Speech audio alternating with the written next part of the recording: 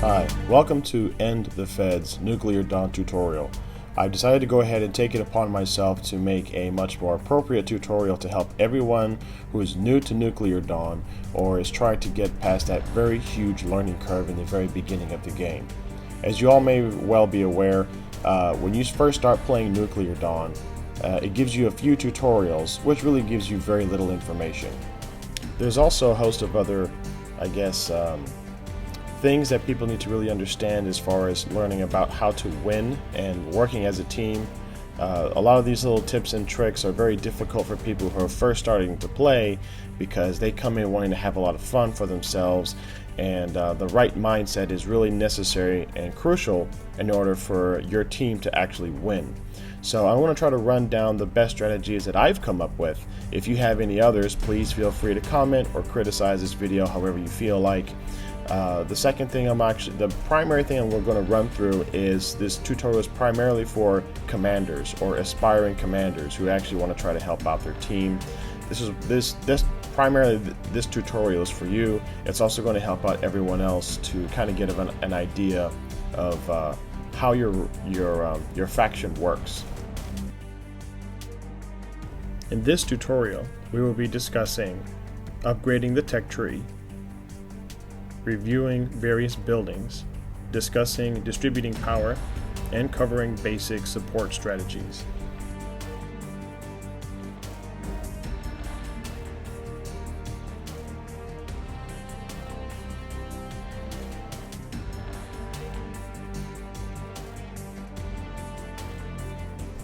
To become commander, you're going to have to apply.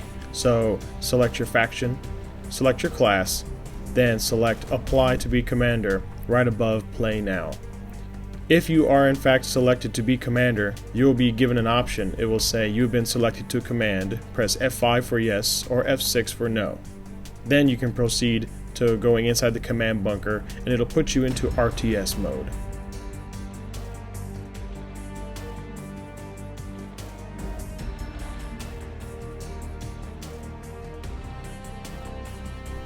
Starting off, you'll be given several different structures. I will click on them as we follow through here. First one is the assembler, which allows you to build other structures. And as you can see, you can build another assembler for 8,000 credits. You also have a transport gate, which allows your units to spawn. You're given 2 of those in the very beginning of the game. And finally, you're given a regular machine gun turret. This is to give you some very minimal defense if they try to assassinate you while you're in the middle of commanding. You have a supply station that refuels and gives health and ammo to your men, and then this here is going to be a relay tower. It extends the reach of your power grid and supplies power to structures, and it goes a long distance, but it cannot go through walls. This here I have selected as a power station. All of your structures need to have sufficient power in order to operate. I'm moving the aimer around the little power level. Right now you see I have a couple bars and it's highlighted in yellow, which means that I'm in the middle. I have a decent amount of power. I'm going to build that right now. You'll notice that the power actually takes a while to build, and it's actually sending power directly to the command bunker right now. See the little red line? Now from here I'm going to select advanced structures. You'll notice that you're not able to build anything until you climb a little bit further up the tech tree. You are able to build an artillery. It basically lobs shells at the enemy at very, very long distances. I'm going to build that just so you can see that, and I'll show you how it works in just a moment. But for right now, this is how you climb up the tech tree. You'll notice that you can build a backup assembler. This is if your current assembler is down. They charge an extra 2,000 credits to build it. Field Tactics allows you to move up into advanced structures, and Power Modulation allows you to build much more advanced radar structure as well.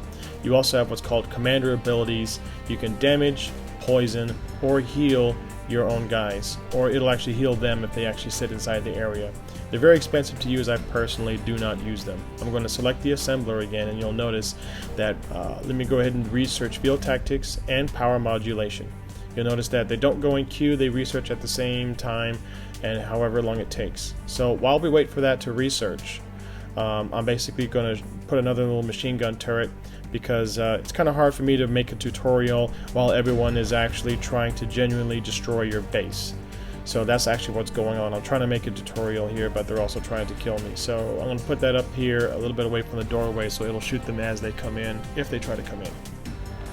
Next, I'm going to show you how far these relay towers can actually go. You'll notice that as long as that little red line can connect to the structure, it'll build it. Now it can't be behind, or it doesn't go through walls, but it does go a very long distance. So there you go. I'm going to demonstrate that one more time. You can notice that I can build a relay tower out here. However, this is as far as it'll go.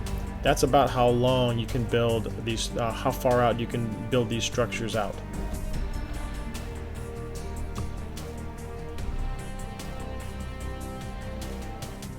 Alright, it looks like field tactics has been researched. Once you research field tactics, you're able to start building advanced structures.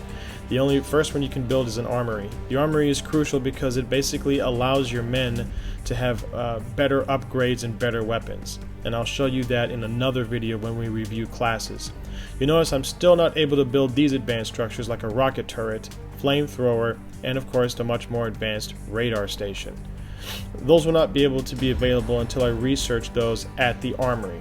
Now here's how the artillery works. You can press Q, or you can click on the little attack aimer, and then you select an area. It'll shoot 3 shells, and you'll see where the smoke is where the target hits. Our artilleries I normally do not use. It's only effective if you have 3 or up to 4 of them all lined up right by each other, but they use up a lot of power. And they're quite expensive, and it's better to try to support your men. Alright, it looks like our armory is almost done. You'll notice you'll have advanced kits, advanced manufacturing, and commander abilities.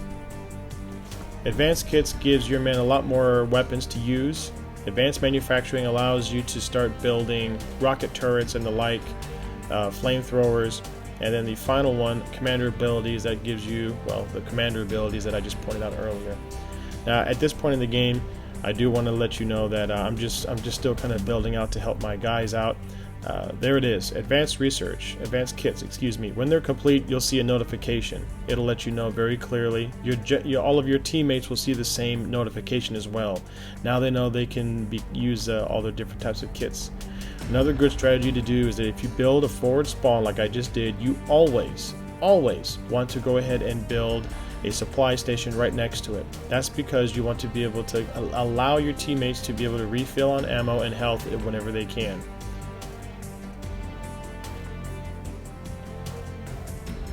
Now I'm going to show you that now that we've done the armory where we did advanced manufacturing, it allows you to build rocket turrets.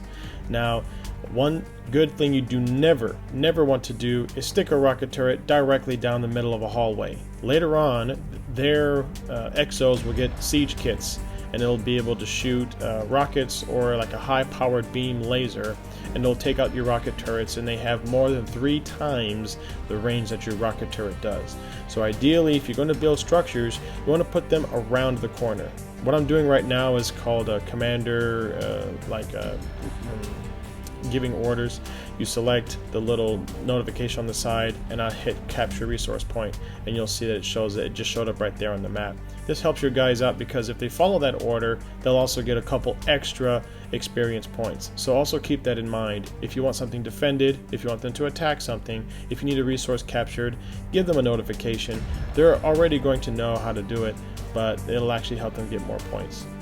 And of course, there it goes. My rocket turret just took out a guy who was trying to come up the side.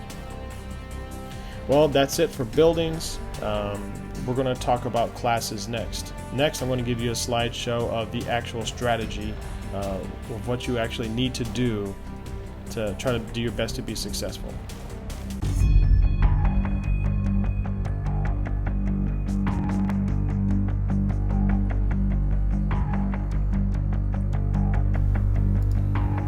Alright, well, this is going to be a basic breakdown for the tech tree objectives. Please try to do your best to do it in exactly this order, but do keep in mind this is my strategy. Yours may be different, and yours might be actually better.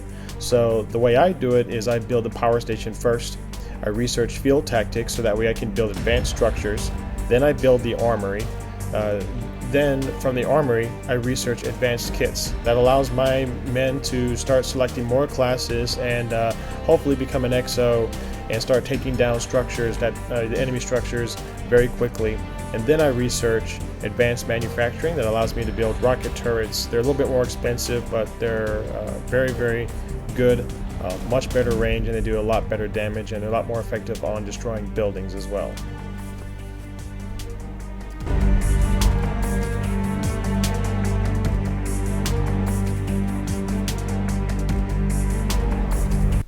Next, these are going to be the unit support objectives. Get a forward spawn near primary, build a supply station right next to that first forward spawn, build a turret and a supply station when you finally do get inside primary. You want them to be able to take primary because it takes 2 guys to capture it. You also want to back them up with supplies and a gun, or a turret, excuse me. And then you'll want to build another wireless repeater or relay tower from that point, and then just keep extending, start from the top of the list and just repeat. Basically, this is sort of like a stepping stone strategy.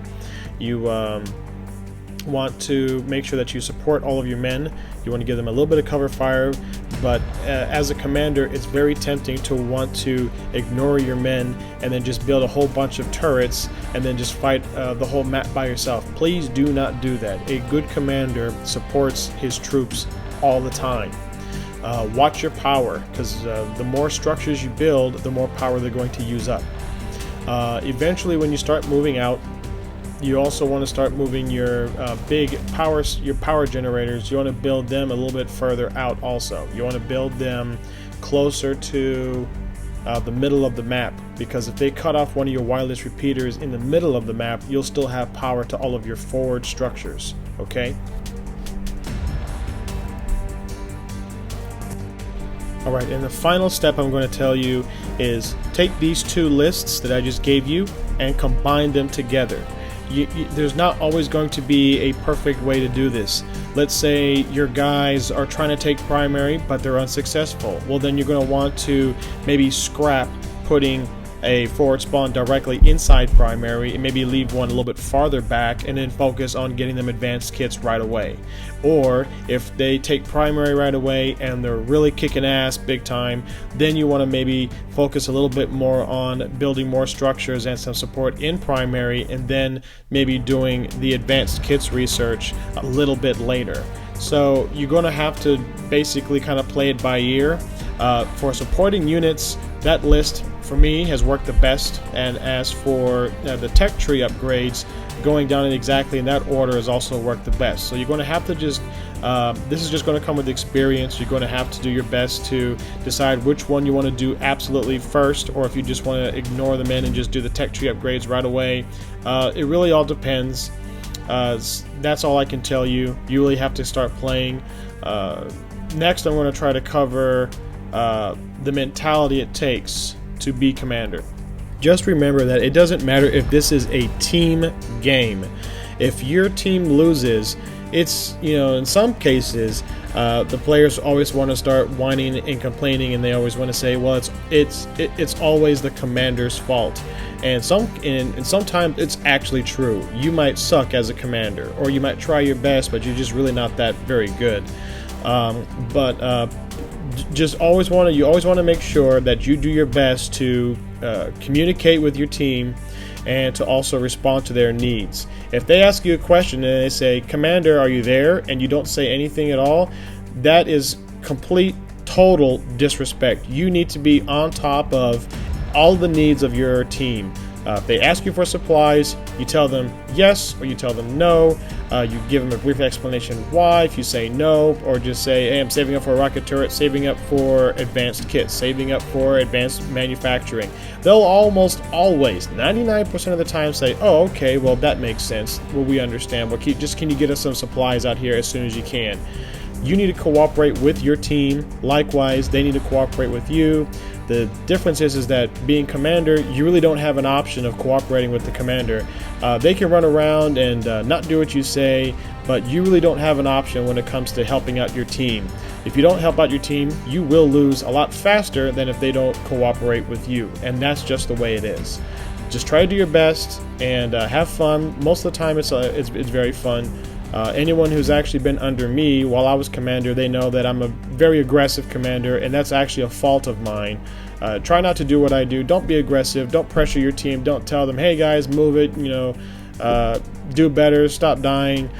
Don't do that. It doesn't help them. It demoralizes them. And that's all I can tell you for this video. Well, thank you for watching this video. I hope that my advice has helped you out and that this video was helpful. Comment, like, or whatever you want to do. Share your own experiences. Tell us what you think is actually a better strategy for being a commander.